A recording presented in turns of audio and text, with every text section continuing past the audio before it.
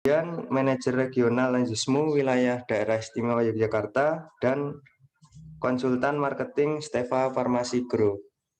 Mungkin itu kurikulum vitae singkat yang bisa saya sampaikan. Untuk selebihnya, untuk pelaksanaan teknis webinar ini dan juga penyampaian materi, kami serahkan ke Marzuki SE selaku pemateri. Waktu dan tempat kami persilahkan. Terima kasih.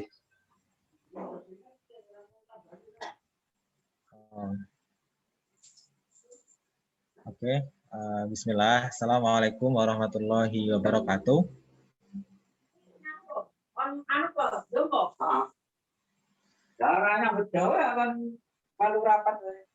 Apakah suara saya bisa didengar dengan baik?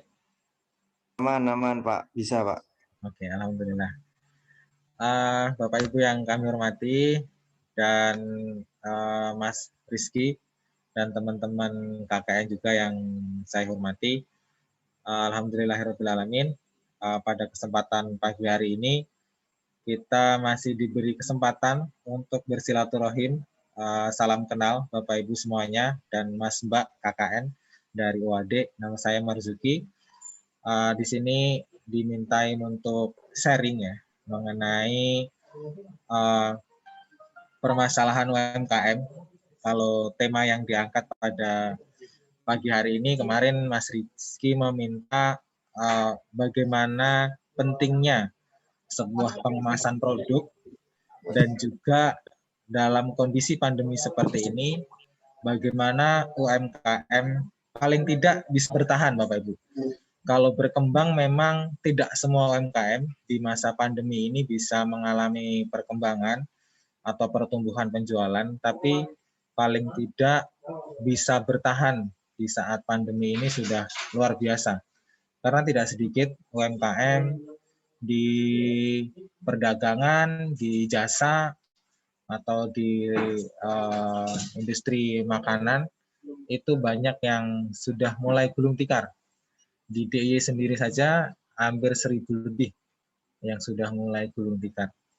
Makanya nanti kita banyak diskusi mungkin sebelum memulai diskusi, saya akan tanya lebih dahulu kepada mungkin juga mahasiswanya juga nggak apa-apa, atau Bapak Ibu semua yang ada di sini, ada yang sudah berjalan usahanya atau ada yang sudah punya usaha. Kira-kira siapa? Mas Rizky sudah punya usaha, Mas Rizky? Kebetulan belum, Mas, ini. Oh, belum. Tapi kalau rata-rata masyarakat di tempat kakaknya gimana? Bantul ya? Ya, Mas Uki mungkin bisa ditanyakan di ini, Mas, apa di warga desanya, karena ini yang join dari perwakilan RT 1 sampai 8, mungkin Oh, bisa gitu. ditanyakan. Ya, Bapak Ibu warga ada yang sudah punya usaha atau juga ada yang mengalami dalam usahanya di saat COVID ini?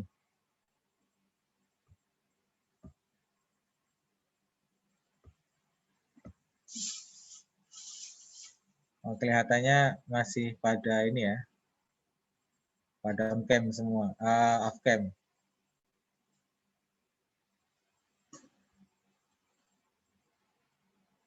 Oke, saya nanti kalau ada yang sudah punya usahanya, itu akan lebih mudah untuk diskusinya ya.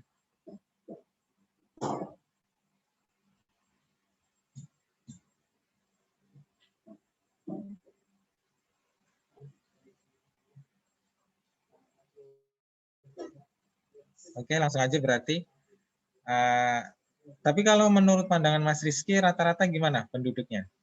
Banyakan yang punya usaha atau belum? Gini, Mas, kemarin itu kami survei di sana mungkin lebih ke usaha tahu, kemudian ada besek juga, Mas, di daerah Gelondong yang kami temui seperti itu mungkin, Mas Uki. Oh, iya, iya. Kalau di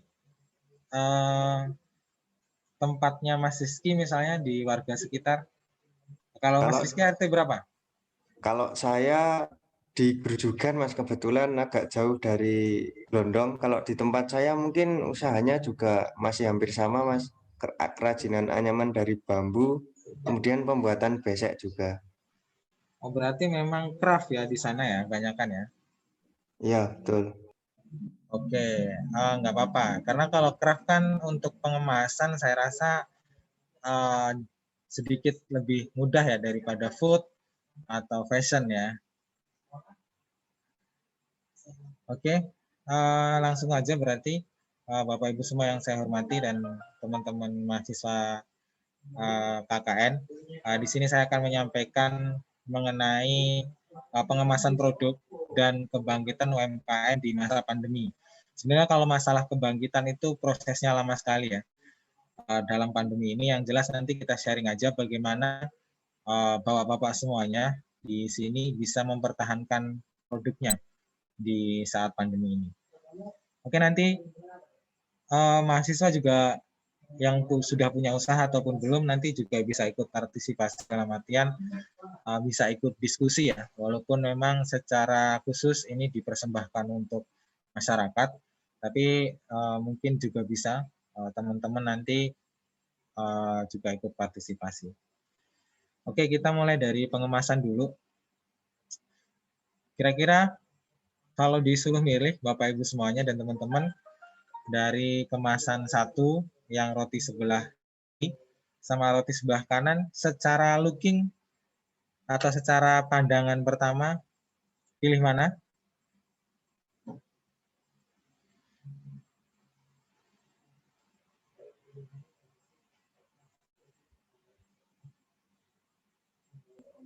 Yang kanan, Mas. Yang kanan. Oke, kenapa kira-kira? Karena lebih menarik. Oke, lebih menarik ya, kata kuncinya menarik. Oke, yang ini yang kedua. Kalau sekarang, kanan atau kiri? Kiri. Yang kiri, Pak. Kenapa kira-kira?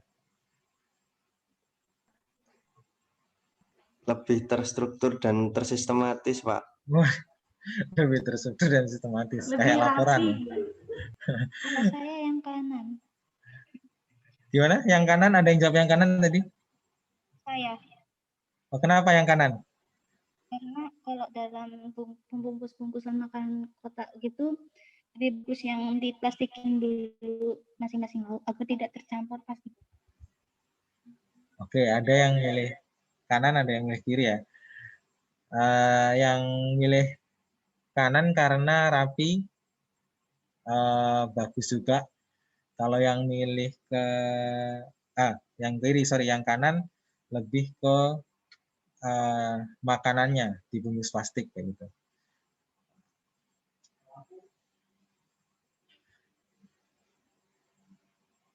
Tapi dari sini teman-teman, menurut teman-teman sebelum nanti masuk ke materi, sebenarnya packaging atau kemasan itu penting nggak buat suatu produk yang Bapak Ibu atau teman-teman pasarkan?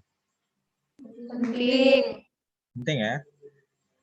Oke, jadi kalau penting teman-teman juga udah lihat kata kuncinya berarti kemasan atau packaging satu produk itu adalah penting untuk pemasaran atau penjualan suatu produk yang Bapak Ibu atau teman-teman miliki. Di sini saya akan menyampaikan bagaimana pentingnya pengemasan produk dalam Bapak Ibu melakukan penjualan atau Bapak Ibu dalam melakukan promosi produknya. Yang sederhana atau pada umumnya kemasan produk atau packaging produk itu fungsi utamanya memang melindungi produk yang Bapak Ibu atau teman-teman jual atau Bapak Ibu miliki.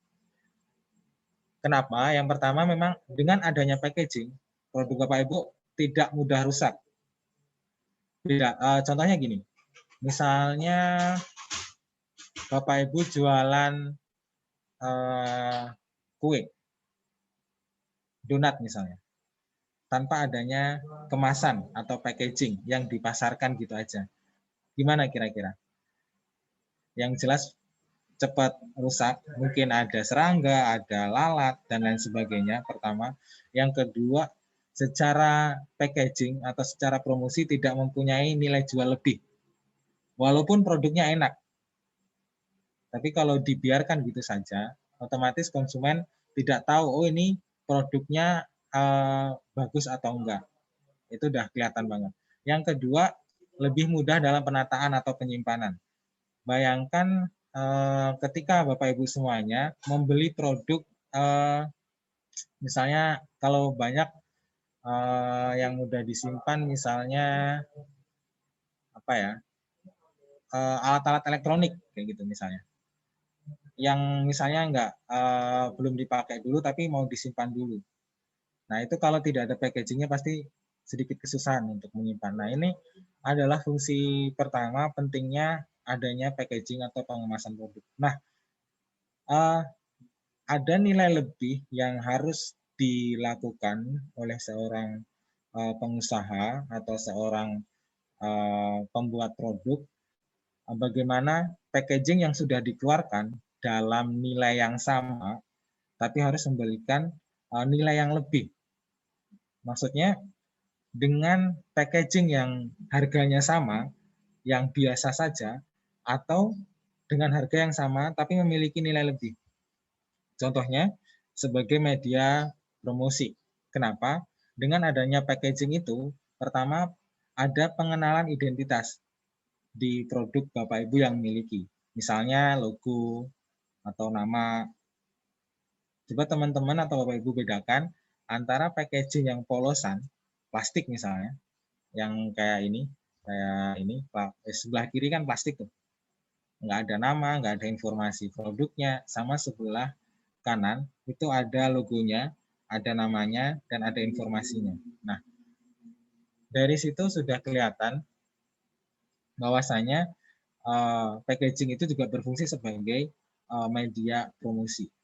Yang kedua, mudah menarik perhatian. Tadi teman-teman sudah menyampaikan bahwa sebelah kiri sama sebelah kanan itu menarik sebelah kanan. Karena apa? Karena cuman hanya packagingnya yang dilihat. Nah, ini adalah secara psikologis memang customer atau konsumen itu pertama yang dilihat itu packagingnya, bukan rasanya dulu. Kalau sama-sama belum mencoba rasanya. Kalau packagingnya menarik, otomatis orang akan mencoba dulu. Nah, baru yang kedua rasa, kualitas, dan lain sebagainya. Terus yang ketiga, membangkitkan loyalitas konsumen atau ketertarikan konsumen. Contohnya, di packaging ini, yang satu warnanya polos putih, yang satu macam-macam warnanya. Nah, dari segi warna, dari segi keunikan, dari kemasan, atau ilustrasi yang ada di produk itu, dari layout produknya, itu sudah menunjukkan goodwill atau ketertarikan seseorang terhadap produk Bapak Ibu semuanya. Nah, dari sini pun dengan produk yang harganya sama, tapi sedikit diolah, dalam arti diolah, ditampilkan keunikan, warna, dan lain sebagainya, ini sudah menjadi poin plus dalam media promosi. Nah, itu yang nilai lebihnya. Yang kedua juga sebagai branding usaha. Kalau pertama produk kemasannya bagus, packagingnya bagus, menarik, unik, ditambah yang kedua, sudah dicoba dan rasanya bagus, kualitasnya bagus, akan menimbulkan kepercayaan produk itu, konsumen terhadap produk Bapak Ibu semuanya. Nah, karena ketika sudah adanya kepercayaan konsumen, pasti akan melakukan pembelian lagi. Jadi sederhananya, konsumen datang ke misalnya ke toko atau ke swalayan atau melihat display atau jajanan yang Bapak Ibu jajankan di pinggir jalan mungkin, yang pertama dilihat adalah packagingnya. Itu udah pasti secara psikologis. Setelah packagingnya tertarik, mereka akan mencoba merasakan apakah rasanya enak, ataukah kualitasnya bagus atau enggak. Nah, itu pasti dilihat dari packaging, merek, informasi, dan lain sebagainya. Ketika itu sudah didapatkan oleh konsumen, pasti konsumen percaya pada produk yang Bapak Ibu miliki. Setelah percaya, otomatis akan melakukan pembelian ulang. Nah, tapi melakukan pembelian ulang ini ada stepnya juga, nanti bagaimana merawat konsumen dan lain sebagainya. Nah, itu pentingnya Bapak Ibu memberikan sentuhan kemasan, memberikan sentuhan packaging terhadap produk Bapak Ibu semuanya. Jadi tidak hanya sekedar packaging, ya sudah ada bungkusnya saja, tapi dengan ada bungkusnya itu Bapak Ibu bisa memberikan nilai lebih dari bungkus itu, tidak hanya sekedar bungkus. Gitu ya. Ya, itu pentingnya. Yang kedua, ini ada sedikit trik buat Bapak Ibu semuanya ketika ingin melakukan kemasan atau packaging terhadap produk dari Bapak Ibu semuanya. Pertama, untuk membuat suatu packaging, Bapak Ibu harus tahu dulu siapa target dari produk atau barang yang miliki. Contohnya, saya tanya dulu, kira-kira ini kira-kira target pasarnya siapa? Anak-anak, Pak. Anak-anak ya. Kalau seandainya ini, packagingnya seperti ini, target pasarnya adalah orang dewasa atau orang yang sudah berumur. Kira-kira masuk nggak? Kurang. Nggak ya? Nah, berarti sebuah packaging itu memang harus melihat siapa target pasarnya. Misalnya makanan tadi, misalnya yang kelihatan memang untuk segmen juga memang makanan. Kalau di fashion untuk mentarget misalnya anak muda atau milenial, pasti packagingnya juga berbeda. Misalnya tidak hanya bungkusan plastik polos ketika kayak belanja di pasar. Nah, kalau segmennya itu anak muda, milenial, pasti bungkusnya yang ada logonya, yang ada namanya, yang packaging kayak gitu. Berbeda ketika memang segmennya itu jualan di pasar, ya kan? Kalau jualan di pasar, oke lah kresek biasa, hitam atau putih, nggak masalah, karena memang segmennya masyarakat umum pasar. Tapi kalau Bapak Ibu mempunyai produk yang segmennya itu khusus, misalnya milenial atau anak-anak atau orang tua, pasti packaging itu berpengaruh. Yang kedua, sesuai dengan isi produk. Bayangkan saja kalau mana ya? Inilah untuk produk makanan, tapi bungkusnya yang paling makanan basah, produk bungkusnya contohnya seperti yang paling kanan untuk packaging fashion. Nah, itu pasti juga nggak cocok. Karena apa? Misalnya makanan basah nanti akan mengenai kardusnya cepat rusak dan lain sebagainya, tidak aman. Nah, jadi target pasarnya juga menyesuaikan isi produknya. Yang ketiga, triknya harus memiliki ciri khas dari kemasan itu atau dari packaging itu. Contohnya, kenapa harus ada ciri khas? Itu membedakan dengan produk lain. Teman-teman dan Bapak Ibu semuanya menemukan atau melihat barang yang mereknya beda tapi packagingnya sama persis, pernah nggak? Kecuali jajanan pasar ya, apapun isinya pasti bungkusnya plastik ya, itu udah pasti tuh. Nah, kalau misalnya produk-produk tertentu itu pasti beda. Kenapa beda? Ya yang jelas itu harus menimbulkan daya tarik. Kalau produknya sama, berarti yang dijual bukan packagingnya lagi, sudah rasa dan isi produknya. Tapi kan kalau orang pertama melihat itu kan dari packagingnya. Jadi packaging itu harus beda dengan yang lain dan memiliki daya tarik atau packaging. Packaging itu ketika melihat pertama itu sudah, wah ini produknya kemasannya bagus nih, pasti isinya bagus. Nah, psikologi orang kayak gitu. Nah, juga memiliki informasi produk atau legalitas produk. Teman-teman semuanya atau Bapak Ibu, ketika membeli produk, misalnya di swalayan atau di apa, pasti melihat informasinya. Yang pertama, ketika memang belum tahu. Terus juga akan lebih yakin ketika itu ada legalitasnya. Misalnya Kalau produk ya PIRT atau BPOM, terus juga ada sertifikat halalnya. Nah, itu memberikan nilai plus dalam suatu produk dibandingkan dengan itu produk polosan, kosong banget. Nah, kalau mau persaingannya tinggi, kalau mau UMKM-nya naik level atau mau UMKM-nya berkembang, nah maka hal-hal seperti ini untuk para pengusaha sangat-sangat diperhatikan.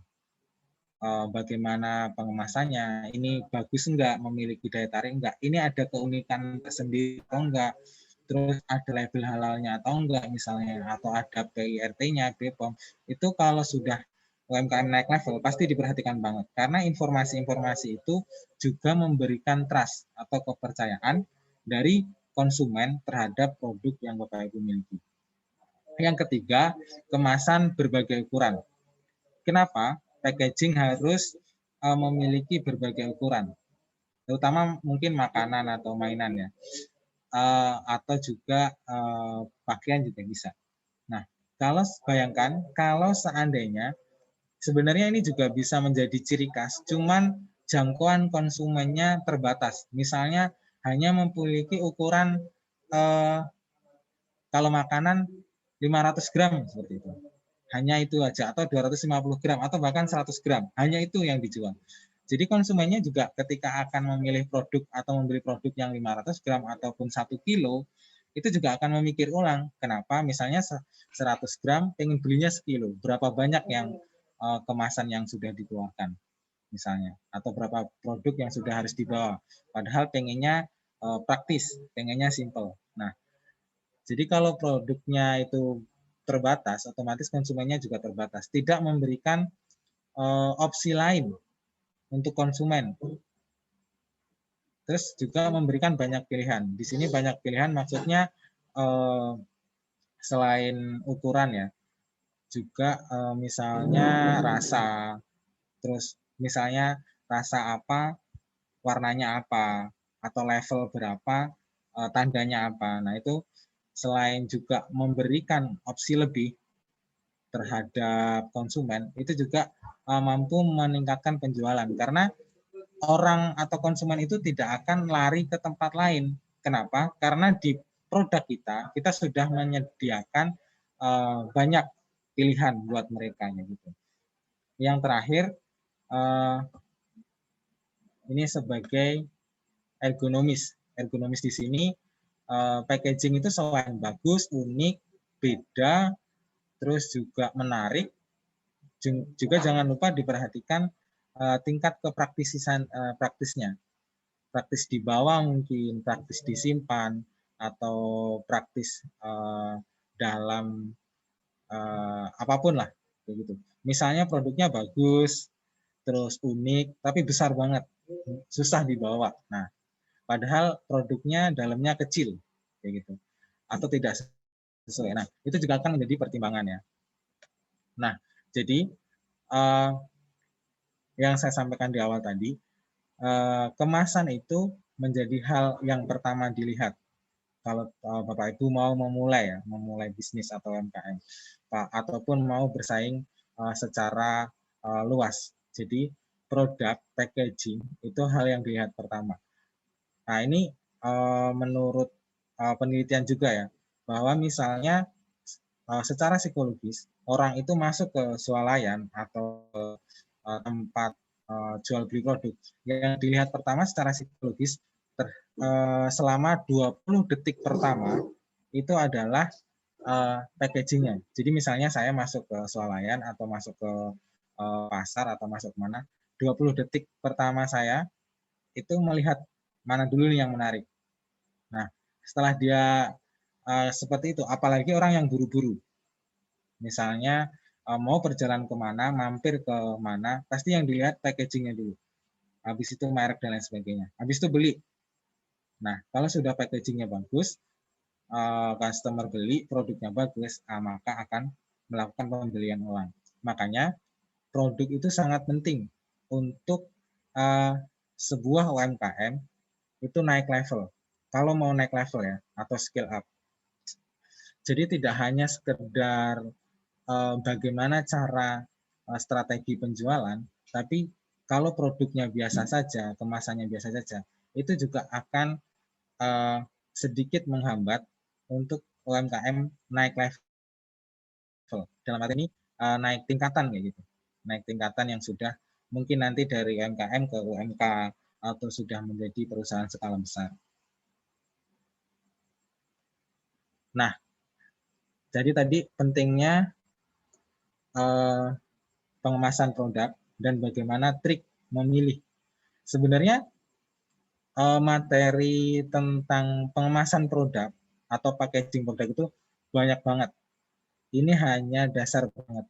Yang penting Bapak Ibu semua, teman-teman semuanya mengetahui seberapa penting sebuah pengusaha atau sebuah UMKM itu memiliki packaging atau memiliki kemasan di produknya. Nah, belum nanti bagaimana mendesainnya, bagaimana memilih bahan bakunya yang murah atau yang berkualitas atau yang mahal juga berkualitas. Ini bagaimana cara memilihnya, bagaimana cara mengkombinasikan warnanya, bagaimana desain layoutnya. Nah, itu ada sendiri. Nah, nanti mungkin mas-mas mbak-mbak KKN ini bisa memberikan misalnya di jurusan FTI itu pasti ada packaging tuh. Bagaimana packaging yang bagus dan lain sebagainya. Itu ada materi tersendiri, desainernya ada cara sendiri. Warna apa saja yang dikombinkan, misalnya warna kuning dengan merah kah, atau warna kuning dengan hitam, apakah masuk gitu. Itu ada tersendiri ya untuk menarik trik-trik konsumen, untuk menarik konsumen. Nah, ini hanya dasar pentingnya. Nah, itu masih ada materi banyak banget sebenarnya. Nah, kalau dilihat sekarang ya, saya yakin Bapak Ibu di sini sudah ada yang punya usaha tadi ya. Saya lihat tadi ada apa namanya pengusaha tahu. Itu milik siapa Mas Rizky? Milik RT 5, Mas Ugi. Milik Pak RT ya? Iya. Di pandemi ini penjualannya gimana? Menurun atau meningkat? Terkait dengan penjualan kemarin masih stabil, Mas Ugi. Stabil ya? Ya, belum ada kurva menurun sepertinya. Kalau selain Mas Rizky nih, Bapak Ibu atau Mas Mbak yang KKN, ada yang sudah jualan dan karena pandemi jualannya menurun, ada?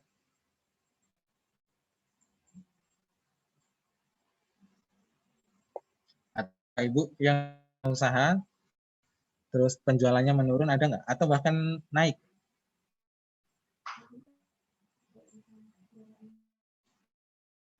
Kalau yang mahasiswa belum, Mas. Belum ya? Yang Bapak Ibunya ada yang tahu informasi? Maksudnya Bapak Ibu yang mengikuti seminar ini? Mungkin ada pendampingan di situ, terus karena pandemi jadi menurun kayak gitu?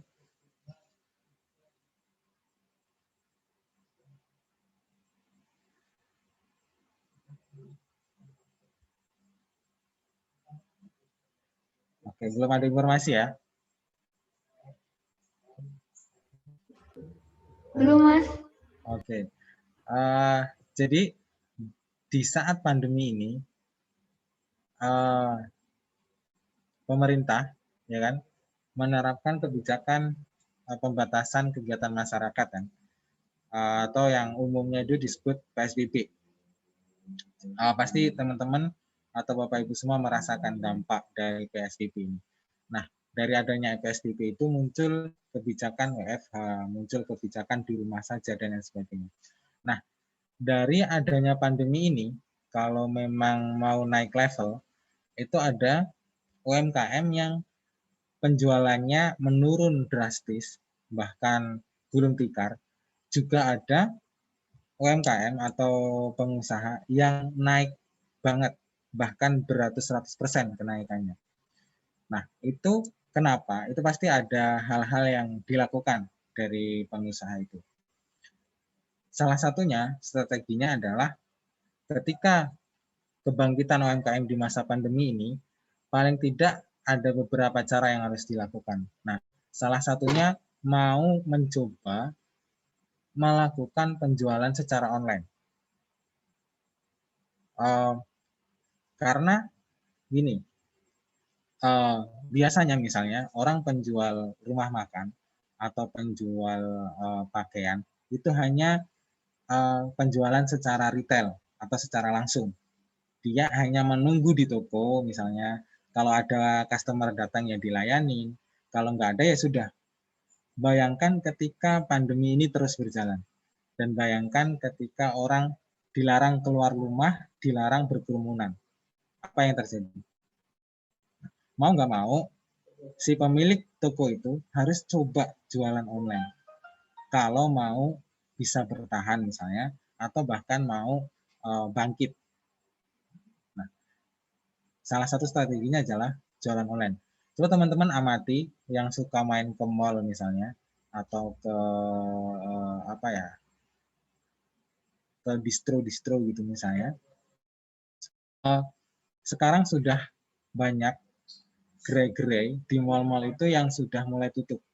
Karena memang dia mengandalkan jualan ya di situ di mall. Sedangkan orang dibatasin untuk berkumpul, untuk keluar. Nah, jadi Bapak Ibu misalnya yang ada di sini yang sudah punya usaha, misalnya usaha makanan snack yang biasa setiap pagi dijajan di jalan. Nah, pasti itu mengalami penurunan kadang. Nah, bisa tetap bertahan dari jualan itu, coba melakukan jualan online.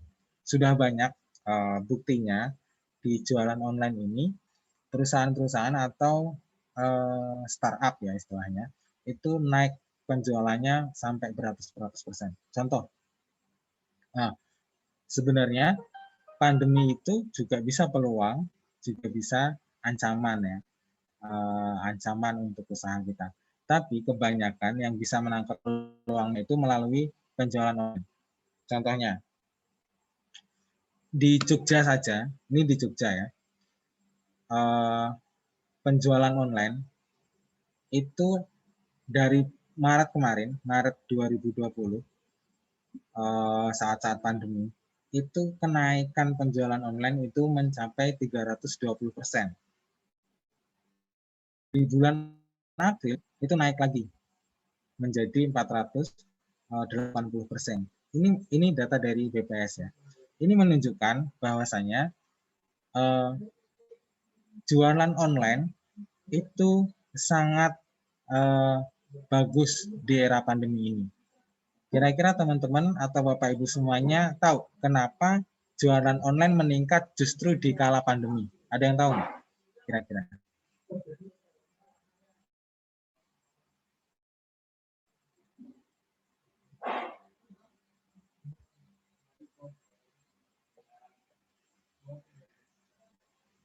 Halo, halo? Karena bisa dilakuin di rumah juga, Mas. Gimana? Karena kalau online juga bisa dilakuin di rumah. Nah, nggak harus keluar berarti ya? Ya. Nah, jadi dengan adanya penjualan online, produk Bapak Ibu bisa diakses di mana saja, maupun di rumah, maupun di mana, maupun dimanapun. Jadi produk Bapak Ibu bisa pertama bisa dikenal. Setelah dikenal, bisa dibeli dimanapun. Nah, tapi itu ada syaratnya juga, tidak semudah itu ya untuk jualan online. Nah, tapi salah satu strategi yang bisa Bapak Ibu gunakan adalah untuk saat pandemi ini, ketika mau bangkit atau mau naik level, itu adalah jualan online.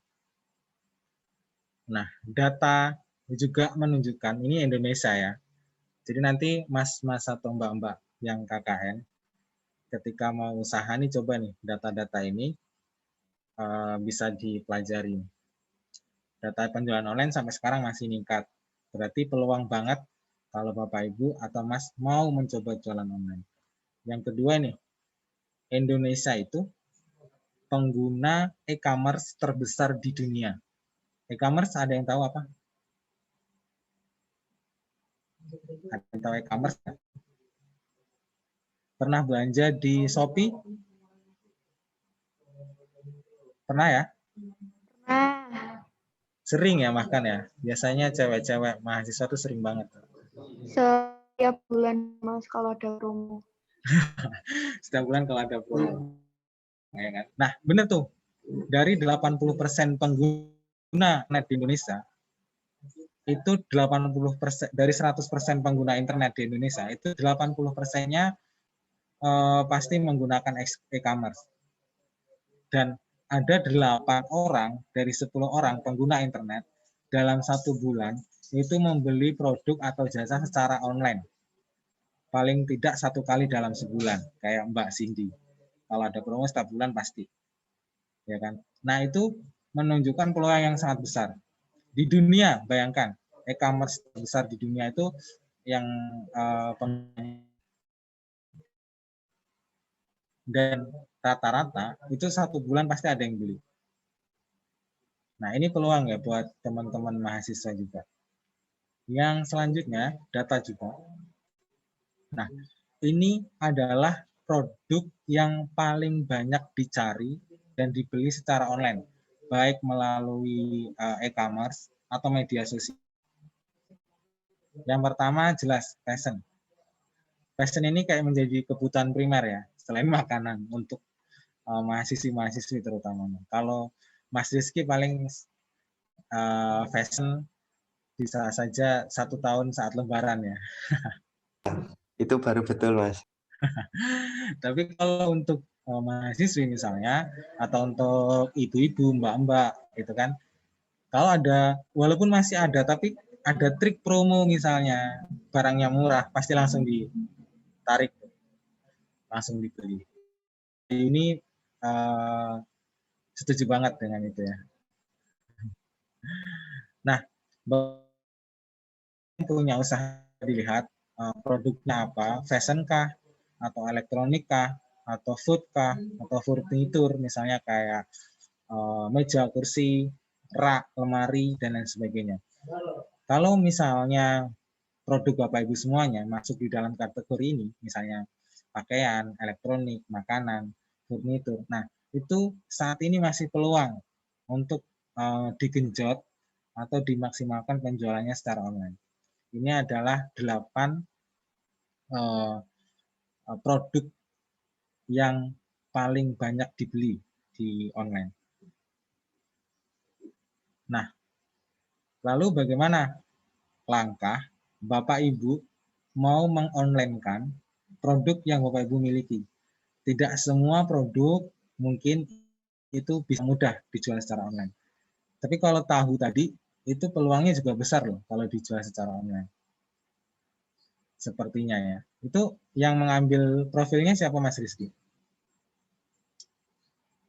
Ini, Mas, teman-teman, Mas. Teman-teman ya?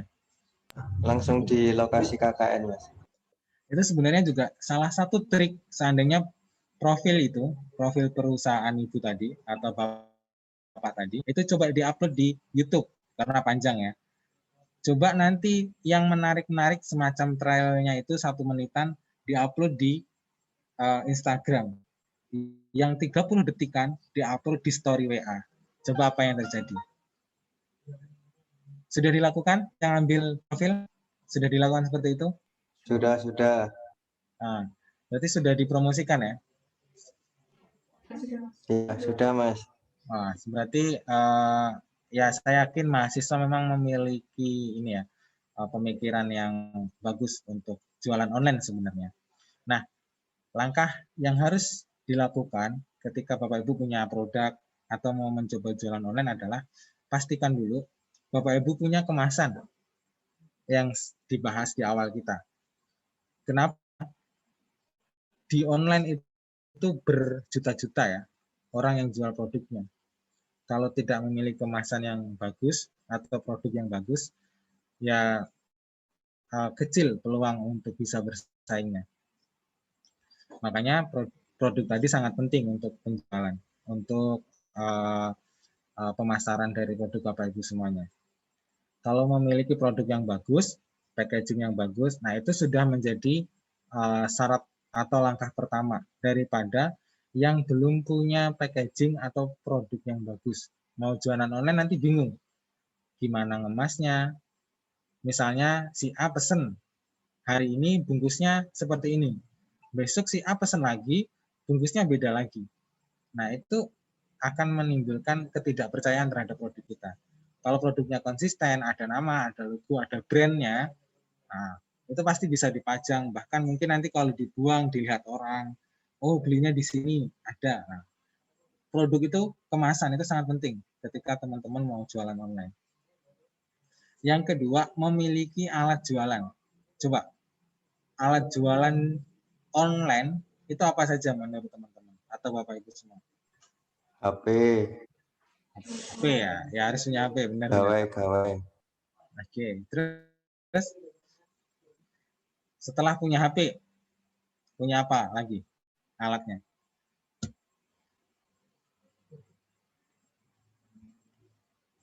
Harusnya ini mahasiswa gercep banget nih. Punya media sosial ya. Facebook, Instagram, Twitter, WhatsApp, Mas. Buat kayak buzzer jualan, Mas. Nah, itu. Jadi setelah punya produk yang bagus, packaging yang bagus, harus punya salah satu alatnya itu memang media sosial zaman sekarang atau marketplace atau website ya. Ini besar untuk di Facebook. Dari Facebook itu ada paling media yang digunakan untuk jualan selain market. Yang ketiga, membuat strategi penjualan. Produknya sudah punya alat jualannya, lalu membuat strategi. Nah, misalnya gini, saran saya tidak usah banyak dulu memiliki alat jualan. Misalnya memiliki Facebook, WA, Instagram, web, itu sudah cukup. Semuanya bagus, baru tuh merambah ke marketplace misalnya. Marketplace itu untuk awal-awal jualan sebagus di media sosial. Nanti ada potongan, ada dan awal-awal gunakan WA, gunakan Facebook yang dulu. Nah, adalah Bapak Ibu semuanya atau teman-teman semuanya harus benar-benar memahami, mengerti, dan tahu produk yang akan dijual. Nah, ini masuk di digital fundraising nih atau penjualan online nih. Misalnya Mbak Cindy punya produk keripik pisang. Nih udah punya produknya nih, udah dikemas bagus, terus sudah punya alatnya misalnya Instagram, Facebook, dan WA. Nah, lalu strateginya apa?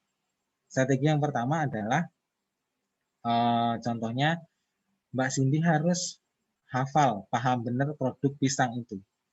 Misalnya edukasi atau kalau dalam marketing namanya soft selling, penjualan tidak langsung atau hal. Misalnya pengenalan produk pisang. Pisang itu misalnya bermanfaat buat kesehatan, bermanfaat buat apa.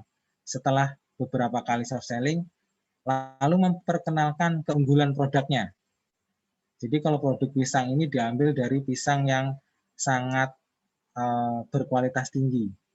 Dipilih dari pisang-pisang yang matangnya sempurna. Saya mengenalkan produknya. Kalau sudah kenal produknya, nah baru nih penjualan. Nah, ini salah satu contoh ya strategi untuk penjualan di online. Triknya masih banyak banget untuk penjualan online. Tapi paling tidak Bapak Ibu semua atau teman-teman semuanya punya produknya dulu dan punya kemasannya dulu. Lalu punya alatnya. Nanti untuk strateginya bisa sambil jalan ketika sudah punya itu semuanya. Nah, ketika memang teman-teman memaksimalkan penjualan online, pandemi tidak terlalu menjadi masalah. Misalnya tahu tadi misalnya bisa dijadikan soft selling. Misalnya dari kedelai pilihan, bahannya ya, dirawat seperti anak sendiri. Nah, kayak gitu tuh. Itu tuh akan menimbulkan ketertarikan untuk mengeklik produk itu. Setelah tahu, oh ternyata benar, packagingnya bagus, coba pesen. Rasanya enak, besok pasti beli lagi.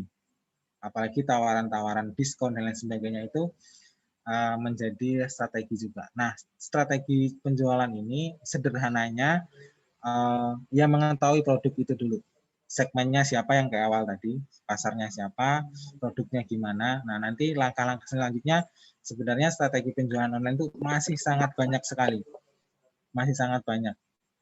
Nanti bagaimana mengatur jam penjualan, uploadnya gimana, captionnya gimana, kata-katanya, itu masih banyak banget. Tapi ini masih awal dulu untuk Bapak Ibu dan teman-teman semuanya ketika mau jualan online.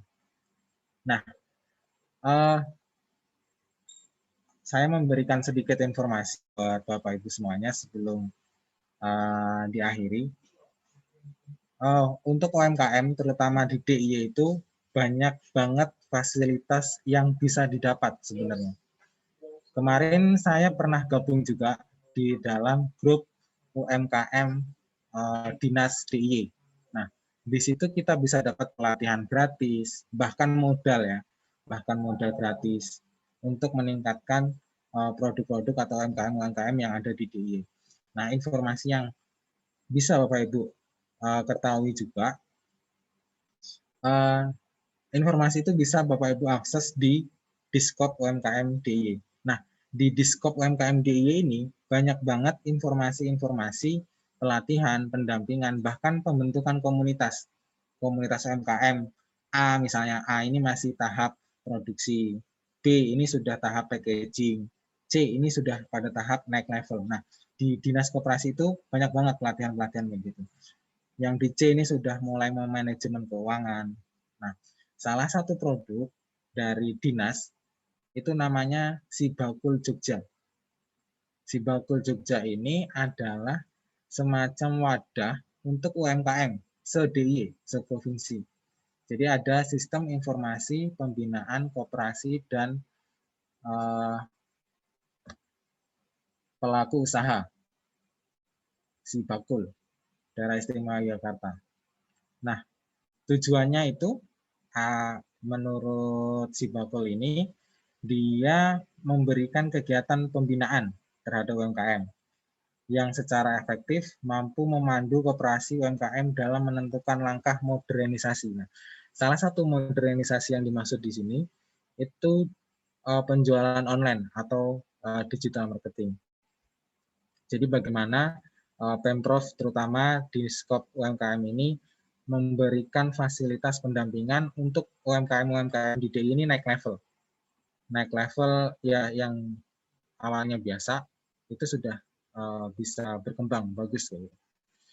Nah, sehingga koperasi UMKM ini benar-benar menjadi tulang punggung roda ekonomi yang tangguh, efektif, dan modern. Negara maju itu, kalau UMKM atau pengusahanya udah di atas 5%. Nah, di Indonesia ini baru 2-3 ya pengusahanya. Nah, Dinas Koperasi ini mendorong untuk UMKM di DIY ini naik level. Apa saja yang Bapak Ibu bisa temui di Sibakul ini? Itu yang pertama, Sibakul ini memberikan data-data. Kalau nanti Bapak Ibu sudah bergabung ya, jadi Sibakul ini kayak semacam komunitas UMKM se-DIY. Nah, nanti komunitas-komunitas itu atau UMKM di situ akan diberikan informasi pembinaan dan lain sebagainya ketika sudah gabung di Sibakul. Nanti teman-teman atau Bapak Ibu bisa buka webnya Sibakul Jogja. Nah, di situ ada cara daftarnya tuh. Cara daftar menjadi anggota Sibakul. Nah, apa aja layanannya? Di situ ada data koperasi, ada aplikasi manajemen koperasi, ada pengaduan juga. Nah, yang penting di sini adalah UMKM naik kelas tadi atau naik level. Di UMKM naik kelas ini banyak banget pelatihan yang diberikan. Bahkan kalau sudah sesuai standar produknya, misalnya sesuai standar itu packagingnya bagus, sudah mempunyai izin PURT misalnya, sudah tersertifikasi halal, si Bakul ini memfasilitasi secara gratis foto produk dari Bapak Ibu semuanya. Jadi foto produk UMKM. Yang nanti foto produk itu akan dipasarkan juga di aplikasi si Bakul ini. Juga Galeri Pasar Kota Gede MIA, Jakarta International Airport. Nah, informasinya nanti produk-produk yang masuk ke kualifikasi atau lolos standar akan dipasang di galeri NIA di Bandara Kulon Progo. Jadi di sana itu memang ada pameran produk UMKM. Produk-produk UMKM yang memiliki syarat itu bisa ditawarkan di sana. Syaratnya apa? Syaratnya memang secara packaging dan kemasan itu memenuhi syarat. Ini salah satu fasilitas-fasilitas yang diberikan di skop UMKM DI. Bapak Ibu bisa mengakses itu, Bapak Ibu bisa bergabung di situ. Saya juga pernah bergabung di situ mendapatkan 3 kali pelatihan ya. Bahkan nanti kalau konsisten terus itu bisa tuh akses-akses modal, akses-akses misalnya foto produk gratis, bahkan juga produknya nanti bisa dibantu dipasarkan di kegiatan-kegiatan dinas. Juga ada desa planner. Desa planner ini desa wisata ya. Banyak banget di Jogja itu desa wisata. Itu banyak banget. Nah, di Sibakol ini, terutama di desa planner ini, nanti mau memberikan pendampingan untuk desa itu menjadi desa pengusaha. Misalnya, di tempat KKN-nya Mas Rizky, 180% dari 100% penduduknya banyak pengusaha.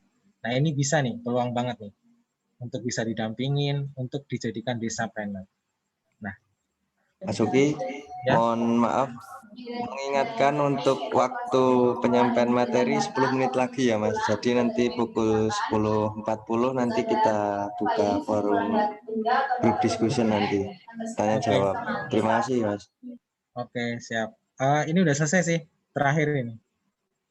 Siap.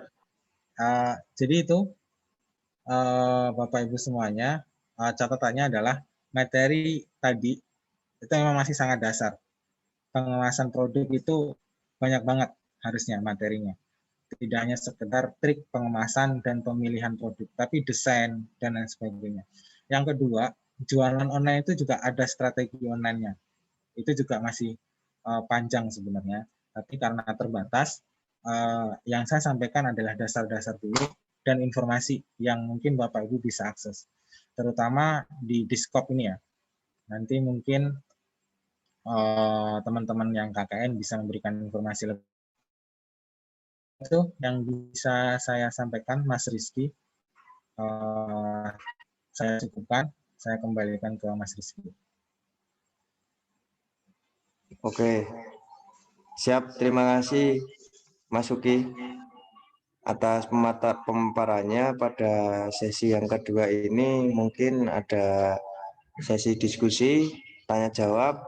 Kami buka 3 orang penanya terlebih dahulu. Mungkin dari teman-teman, Bapak Ibu, bagi yang mau bertanya mungkin bisa langsung mengaktifkan mikrofon dan minta izin ke moderator, ataupun bisa menuliskan di kolom komentar. Untuk waktu dan tempat kami persilahkan. Silakan bagi yang mau bertanya.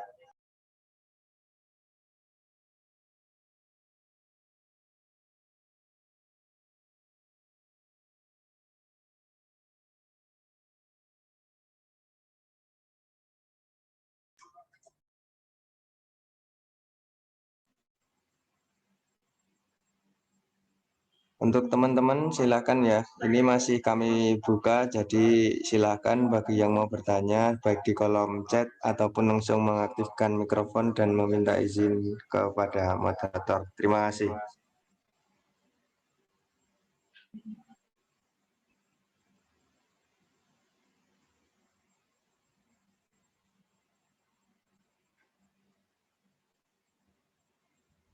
Baik, Mas Uki, ini ada pertanyaan pertama Ini nanti anu aja ya Mas ya. Mau dijawab terlebih dahulu atau saya kalkulasikan semua Mas? Manut saja, gimana moderator mempersilahkan. Oh siap. Baik, mungkin pertanyaan pertama bisa dijawab terlebih dahulu Mas Uki. Ini pertanyaan dari Tutut Romania. Saya bacakan di kolom chat. Bagaimana cara UMKM menjaga produktivitas di tengah PSBB? Mungkin bisa dijawab. Oke. Produktivitas ya.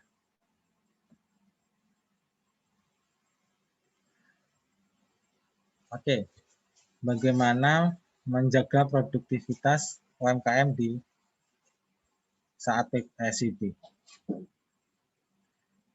Ya, produktivitas. Jadi untuk menjaga produktivitas itu ada kan kegiatan ya. Kegiatan yang dilakukan untuk misalnya kalau UMKM atau jualan ya produktivitas dalam membuat produksi, produktivitas dalam melakukan penjualan. Tapi kalau tidak ada pembeli, ya kan, bagaimana itu bisa produktif kayak gitu. Sebenarnya sudah saya sampaikan tadi di materi ini ya. Dengan adanya COVID, adanya PSBB, adanya WFH. Lalu bagaimana biar penjualan itu tetap ada. Kalau penjualan ada, berarti produktivitas juga ada. Nah, mau nggak mau, itu arahnya ke sini, ke penjualan online. Salah satu dampak online, itu penjualan online naik. Salah satu dampak PSBB dan WFH misalnya, dan pandemi, itu penjualan online meningkat. Itu peluangnya. Makanya strategi yang dilakukan untuk produktif, untuk adanya penjualan, adanya pembelian, itu melakukan digital online. Nah, digital online di sini sederhananya PSBB kan orang tidak bisa keluar ya. Tidak bisa keluar, tidak bisa datang ke lapak Bapak Ibu jualan gitu. Lalu kalau menunggu otomatis ya nggak jualan. Nah, bagaimana bisa orang yang di rumah saja tapi mengetahui produk Ibu, Bapak Ibu semuanya dan membelinya? Pasti ada caranya kan. Nah, caranya sederhananya jualan online itu misalnya bisa pakai WhatsApp. WhatsApp di sini misalnya Bapak Ibu punya grup, ya kan? Mungkin banyak banget grup-grup di HP-nya. Coba ditawarkan di situ. Misalnya jualan makanan, snack misalnya. Atau misalnya jualan makanan ringan. Nah, ditawarkan tuh. Walaupun PSBB, kan kegiatan di rumah, makan, kegiatan kecil masih tetap dilakukan.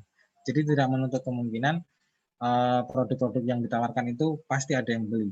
Rasionya dari, kalau di WhatsApp ya, misalnya di grup atau di story, dari 100 kontak yang Bapak Ibu save, itu paling tidak 1%-nya ada pembelian. Itu riset. Dari 100 kontak yang di save, itu paling tidak 1%-nya, 5-10 orang akan melakukan pembelian. Secara psikologisnya kayak gitu. Nah, itu kan juga jualan online. Sederhananya kayak gitu. Di WA misalnya, atau di Instagram misalnya, atau Capri misalnya. Nah, itu kan menggunakan tools. Tools-nya tadi atau alat itu adalah langkah untuk berjualan online. Nah, kayak gini. Misalnya ada website, ada WA, ada Facebook.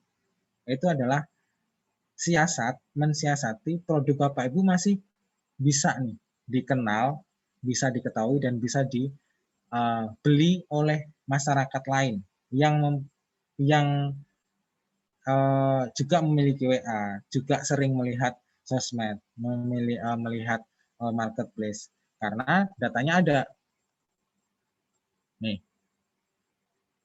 8 dari 10 orang itu pengguna internet di Indonesia itu pasti membeli produk. Nah, jadi kan tidak menutup kemungkinan produk Bapak Ibu juga bisa dibeli tuh di situ. Itu udah pasti itu. Nah, kalau ada pembelian, pasti produktivitas dari UMKM itu juga naik. Produktivitas UMKM itu juga ada. Jadi saran saya bukan migrasi ya. Migrasi itu artinya meninggalkan. Nah, jangan migrasi dulu, tapi mencoba dulu untuk melakukan jualan online yang biasanya tidak dilakukan. Nah, itu ya Mas Rizky. Baik, terima kasih Mas Uki atas jawabannya. Mungkin kami buka penanya lagi untuk teman-teman. Kami persilahkan, mungkin bisa bertanya.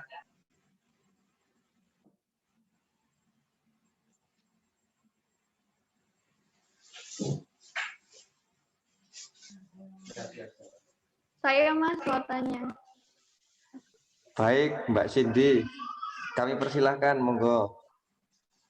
Kan gini ya Mas, di tengah pandemi kayak gini kan banyak karyawan yang di PHK. Nah, lalu kita boleh nggak sih mengubah kebijakan tunjangan untuk para karyawan gitu? Oke. Gimana tadi Riz pertanyaannya? Ini Mas, di tengah pandemi ini nanti Mbak Cindy ngonfirmasi kalau yang saya sampaikan salah ya. Di tengah pandemi gini kan sangat apa istilahnya merugikan banyak orang. Kemudian dapatkah kita merubah kebijakan terkait dengan apa tadi tunjangan-tunjangan dan mungkin gaji dari karyawan seperti itu ya Mas? Seperti itu mungkin. Oh ya. Kalau merubah kebijakan kita ya mahasiswa pada terus masyarakat umum, kebijakan kan memang mutlak itu dilakukan oleh pemerintah ya. Tapi biasanya kalau di pandemi seperti ini memang banyak banget yang kena PHK tadi yang disampaikan. Itu benar banget, PHK, pengangguran itu naik banget.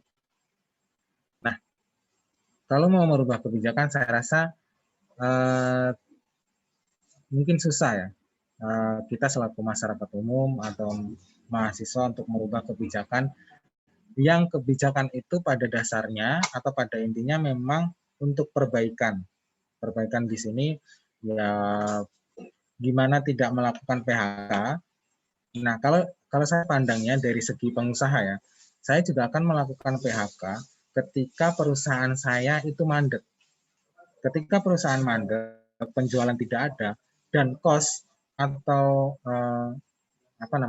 biaya itu tetap jalan, itu sebagai pengusaha itu akan merugikan pengusaha.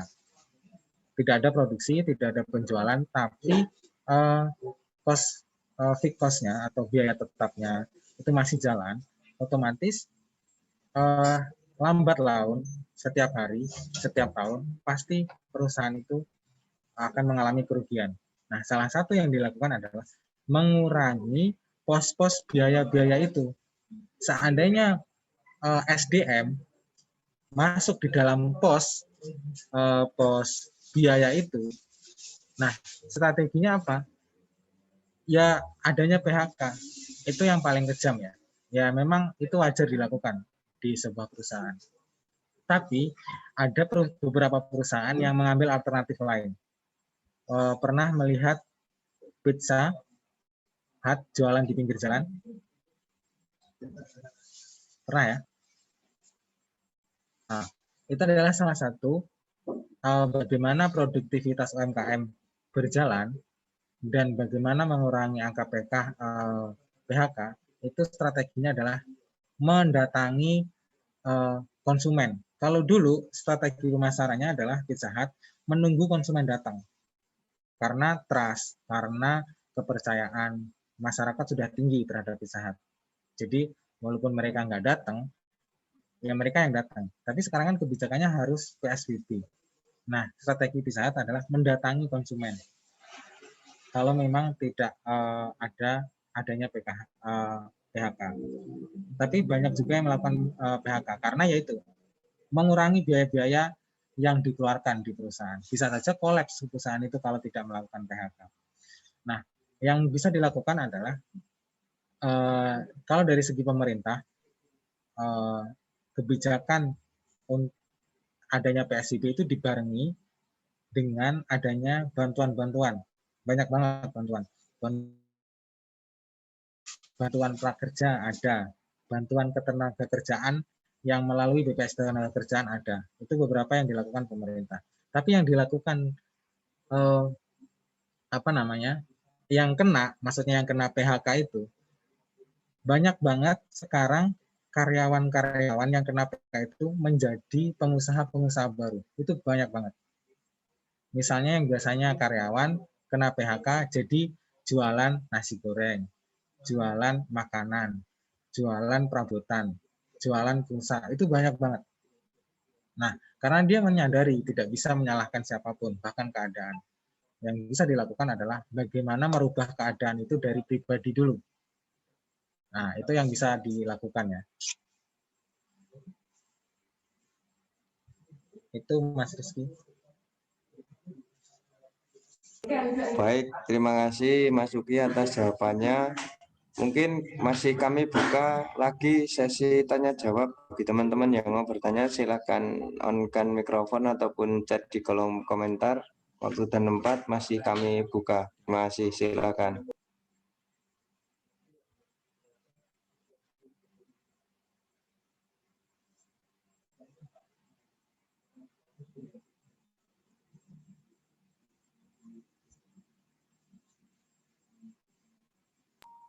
Yang lain mungkin dari Bapak Ibu ada yang ingin bertanya terkait dengan pemaparan materi UMKM pada pagi hari ini.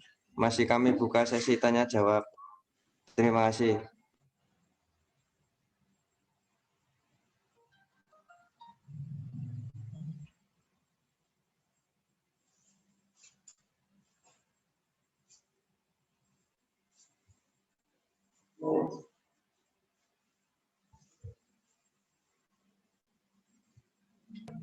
Baik, ini ada pertanyaan dari Arfiantri Basowi, Bapak ini. Jadi pertanyaannya saya bacakan Pak materi. Jadi bagaimana tips memasarkan produk di tengah pandemi menggunakan digital marketing agar tersampaikan ke masyarakat secara efektif dan efisien? Mungkin bisa ditanggapi oleh Mas Uki selaku pemateri.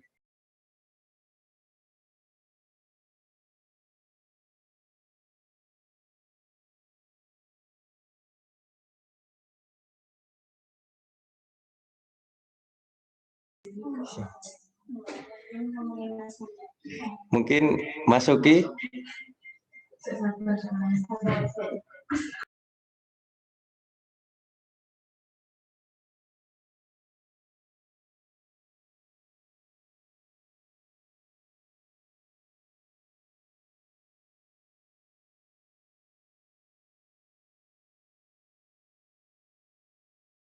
Mas Uki, apakah masih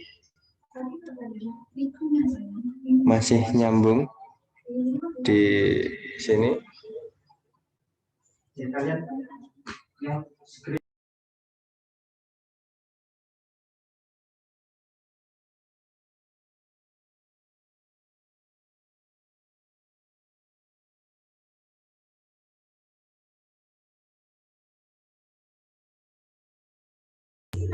Ini sambil nunggu dari Pak Arfian, sebentar sambil kami hubungi pemateri karena terkendala sinyal. Mungkin sebentar, saya hubungi terlebih dahulu.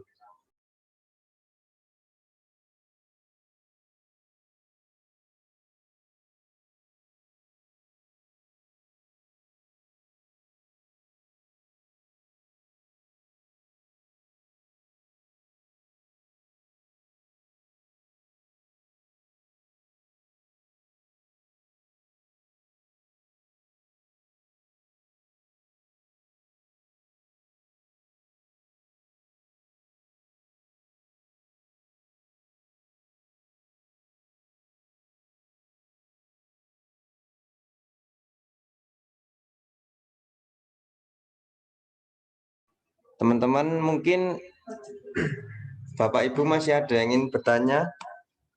Nanti sekalian saya hubungi pemateri karena ini terkendala sinyal. Sambil menunggu pemateri masuk via Zoom lagi, mungkin ada pertanyaan dari Bapak Ibu.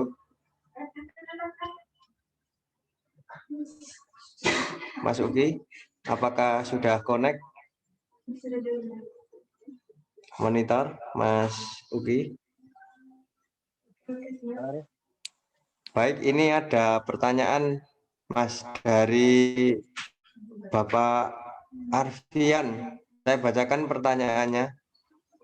Bagaimana tips memasarkan produk di tengah pandemi menggunakan digital marketing agar tersampaikan ke masyarakat secara efektif dan efisien? Seperti itu.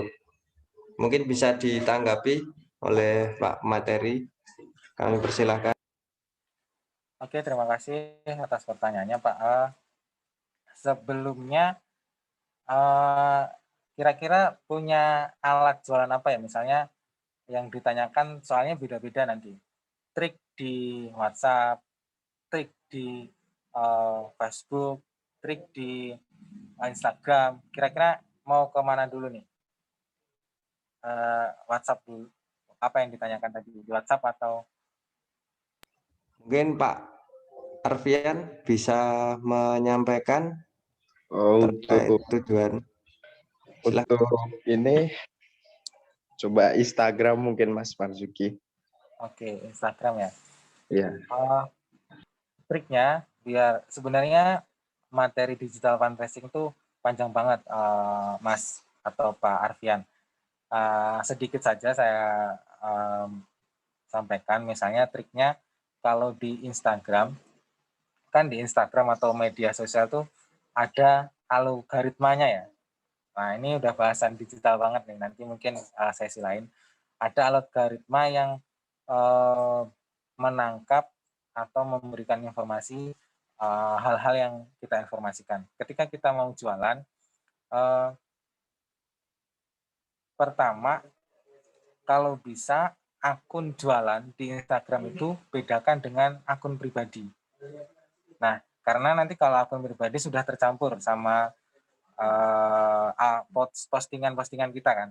Nah, kalau seandainya postingan kita itu tidak rapi, kalau dalam bahasa milenialnya itu feed Instagram itu tidak rapi, itu juga sedikit menimbulkan konsumen itu males membuka-buka galeri Instagramnya Mas Arfian misalnya. Kalau sudah dibedakan, usahakan feed-nya itu rapi dulu. Nah, step sellingnya atau penjualannya, usahakan kalau baru mulai itu informasi-informasi produk dulu atau soft selling. Jangan langsung jualan, misalnya jual keripik pisang 5.000. Nah, usahakan jangan seperti itu dulu. Yang pertama dilakukan, tapi pengenalan produk misalnya dari segi manfaat dulu, pisang seperti apa. Misalnya kalau jualan fashion, misalnya bahan-bahannya atau keunggulannya atau kualitasnya dulu yang disodorkan. Lalu yang kedua, baru mulai ke produknya, harga misalnya, atau fasilitas yang didapatkan. Nah, setelah itu coba rutinkan postingan. Umumnya kalau sudah rutin itu bisa 3 kali sehari. Jadi misalnya pagi, siang, atau siang, sore, malam. Itu bebas, asalkan konsisten. Konsistennya di sini, konsisten jamnya juga. Misalnya uploadnya hari ini itu jam 3, besok usahakan jam 3. Itu secara algoritma dan psikologis juga mempengaruhi produknya tersampaikan dengan baik kepada konsumen. Terus juga terkait dengan desain. Desain juga itu juga sangat berpengaruh. Desainnya yang sederhana tapi informatif, desainnya yang sederhana tapi bagus dilihat kayak gitu. Bagus dilihat di sini. Memang materi desain itu juga banyak banget. Materi layout itu juga banyak banget. Tapi to the point aja. sama produk-produk yang ditawarkan. Tapi sarannya edukasi dulu tuh calon customer biar mengenal produknya Mas Arfian. Kalau sudah mengenal, nanti digiring mulai ke produk-produk atau mulai ke jualan-jualannya. Biasanya jangan arahkan customer ketika tanya itu muter-muter. Misalnya harus klik apa, langsung aja. Kalau misalnya di Instagram itu ada klik link WA, langsung aja diarahin ke WA, biar langsung di closing, di briefing. Nah, ketika nanti misalnya Instagram itu katalog untuk melihat produk-produknya, kalau mau beli di mana, ada 2, bisa diarahkan ke website untuk pembelian. Nah, kalau website itu sudah naik level lagi itu, atau langsung aja sederhananya ke WA. Nah, di WA ini usahakan jangan nanti suruh balik lagi ke Instagram untuk mengecek katalog misalnya, atau mengecek warna misalnya. Langsung aja di close di WA itu. Jangan sampai customer merasa bingung atau mubeng-mubeng. Nah, usahakan kalau sudah masuk ke WA, itu kalau bisa pertanyaannya jangan pakai titik, tapi pakai tanda tanya. Jadi misalnya ada yang bisa dibantu, kayak gitu, tanda tanya. Terus misalnya, oh ya produk mana yang dipilih, misalnya produk merah, ukurannya berapa, kira-kira mau beli berapa, kira-kira mau beli kapan. Jadi usahakan tanya terus. Nah, secara psikologis itu juga mempengaruhi pembelian. Tapi kalau sudah baru tanya terus titik, oke baik terima kasih akan dicek dulu. Nah, itu sudah melakukan pending tuh. Dicek dulu atau diapa dulu. Nah, itu kalau bisa jangan. Jadi kalau di Instagram rapikan dulu tuh feed-nya, rapi, seragam, warnanya mungkin juga sama. Terus konten-kontennya jangan langsung jualan, tapi informasi-informasi dulu. Kalau bisa arahkan ke WA nanti untuk pembelian atau ke website. Terus juga yang terakhir, kalau bisa lakukan closing, jangan mengambang kayak gitu. Itu Mas Arfian. Baik, terima kasih Mas Marzuki. Baik, mungkin sekarang pertanyaan terakhir kami buka dan kami persilahkan satu pertanyaan terakhir. Mungkin dari teman-teman atau Bapak Ibu kami persilahkan. Baik, Mas Rizky. Saya ingin bertanya. Baik, persilahkan. Mas Yoga ya ini ya. Oke, silahkan Mas. Oke. Perkenalkan, nama saya Yoga. Saya dari mahasiswa KKN Wadi. Begini Mas Marzuki, kita tahu kan di masa pandemi ini banyak sekali usaha UMKM yang terkena dari dampak pandemi, di mana penjualan mereka kebanyakan menurun drastis, bahkan ada usaha yang tutup atau bangkrut. Bahkan perusahaan besar aja ada yang bangkrut. Nah, bagaimana cara kita sebagai pengusaha kayak mau mulai usaha di masa pandemi ini, bagaimana cara kita melihat peluang? Usaha apa yang cocok di masa pandemi seperti ini buat seorang yang baru mau mulai usaha? Oke. Baik. Kemudian Masih Mas Yoga? masih baik. ada satu lagi. Silakan Mas Yoga dilanjutkan. Untuk satu lagi, gimana ya? Mungkin ini, bagaimana cara kita menanam pola pikir atau mindset untuk kita yang masih muda agar mau memiliki usaha. Nah, kebanyakan kan ketika saya atau nongkrong sama teman-teman yang seumuran itu kebanyakan mereka itu mau bekerja di perusahaan orang lain. Mereka tidak mau kayak membikin atau memulai usaha sendiri. Nah, bagaimana cara kita untuk menanam pola pikir itu agar mau menjadi seorang pengusaha? Terima kasih.